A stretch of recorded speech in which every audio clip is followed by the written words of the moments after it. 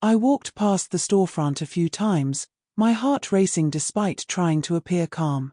Finally, I stepped through the glass doors. I was far from anyone who might recognize me, and the store was empty. The woman behind the counter, whose name tag read Olivia, immediately noticed me. She was in her 30s, a well-dressed redhead, clearly the manager of the bridal shop. I could tell she probably assumed I was there to pick out something for a fiancé, making a last-minute purchase. "Can I help you find something?" she asked. I hesitated before saying, "I'm looking for bridal gowns in the 12 to 14 range. Do you have a sale rack?" Olivia looked a little puzzled but led me to a rack along the wall where several dresses were covered in plastic. "These are our sale items. Anything specific you're looking for?" I shifted nervously, avoiding eye contact. "It's not for someone else, it's for me." Her eyebrows raised, and I braced for her to tell me they didn't serve male clients. But instead, she said, "Oh, how interesting. Is this for a masquerade?" "Sort of," I replied, quickly making up a story. "I lost a bet with my wife, and as part of the deal, I have to dress as a bride for the weekend." Olivia smiled, clearly amused. "Your wife made you come here alone? That must have taken some courage." I stuck to my story, relieved that it was more plausible than the truth. "Yes, she gave me specific instructions to pick out the most feminine gown and get matching shoes, underwear, and a few other things. I'm not sure if she'll make me go out in public on Sunday, but that's the plan for the weekend." Olivia laughed. "That sounds like fun. Wednesdays are usually slow around here, so you'll have plenty of time to shop. We also have a lingerie section, so we can help with everything your wife requested." We moved back to the rack of bridal gowns, where Olivia measured me to find I was a size 12. 2 of the dresses were modern off-the-shoulder styles, which I didn't like. The other 2 were more traditional, and one of them immediately caught my eye.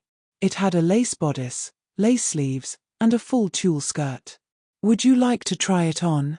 Olivia asked. "Of course," I replied. She hung the gown in the fitting room, and I could feel my heart beating faster. As I stood there, Olivia added, "Since your wife has you buying undergarments, you might as well try those on too. Most of our brides try on their foundation garments at the same time." I hesitated but followed her to the lingerie section, overwhelmed by all the choices. Olivia selected a pair of white silk panties and a strapless bra for me. She then led me to the hosiery rack. "These are our most popular hosiery," she said, showing me a lace-patterned pair with bows and roses woven into the design. I couldn't help but agree, not even thinking about the price. "You've got most of your foundation garments now. Why don't you head to the dressing room to try them on? Just don't put the dress on yet." Confused but going along with it, I entered the dressing room. I sat down on a velvet stool, removed my male clothes, and struggled into the strapless bra. After some effort, I slipped into the silk panties, feeling the cool fabric against my skin. This was a step into a world of femininity I had never fully explored before. From outside the curtain, Olivia asked, "Do you know how to put on hose properly? You don't want to tear them?" I hesitated, then said, No. What do you mean?" "Let me help you," Olivia replied, pulling the curtain aside without warning. She knelt in front of me and started pulling one leg of the hose up. "See how you unroll it as you go up."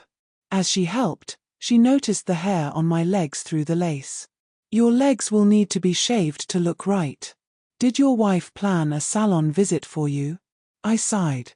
"No, she just told me to get everything and be ready to be a bride. If you want to be a bride, I suggest a trip to the salon. I'll call my friend Mia and set up an appointment for you. Will 1 hour work?"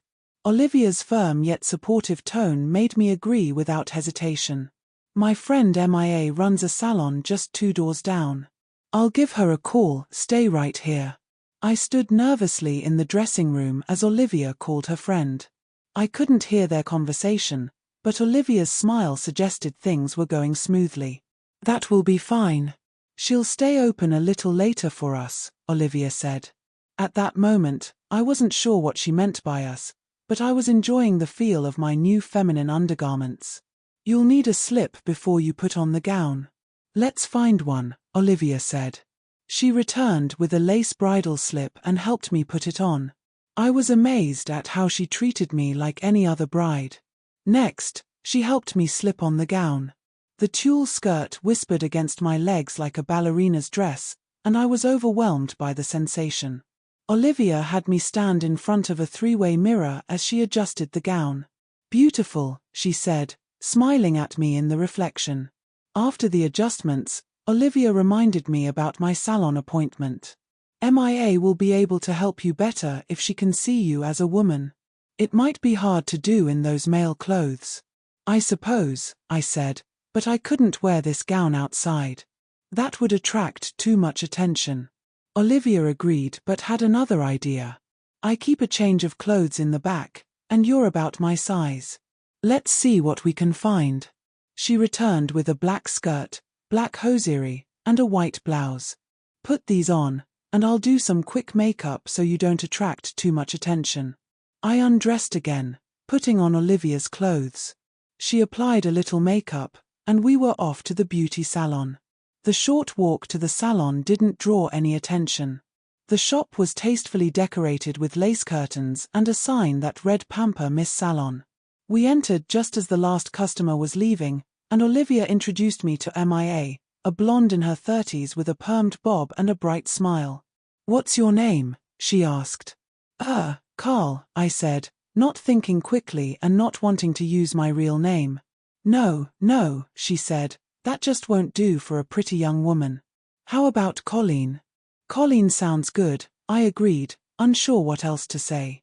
MIA smiled. Well, Colleen, are you ready for the bridal treatment? I guess, I said, still unsure of what was ahead. MIA led me to a chair, fastened a gown around my neck, and reclined me into the shampoo bowl. You have nice, thick hair. It's nice to meet a guy who doesn't have a buzz cut. I think we can work with this. At that moment, I realized I might be in for more than I expected. However, the feminine feelings were so overwhelming that I decided to go along with it. MIA towel dried my hair, then began combing it. We'll go for a romantic look, like a bride. That means curls. Since my hair was shoulder length and blonde, I figured a few curls wouldn't make me look too different. I let MIA do her work as she wheeled over a cart full of supplies. She began rolling my hair into curlers, and the gentle tugging felt good as I relaxed. After finishing with the curlers, MIA applied what I assumed was setting lotion. It felt cool on my scalp. Then she led me to a dryer, where I would sit for half an hour.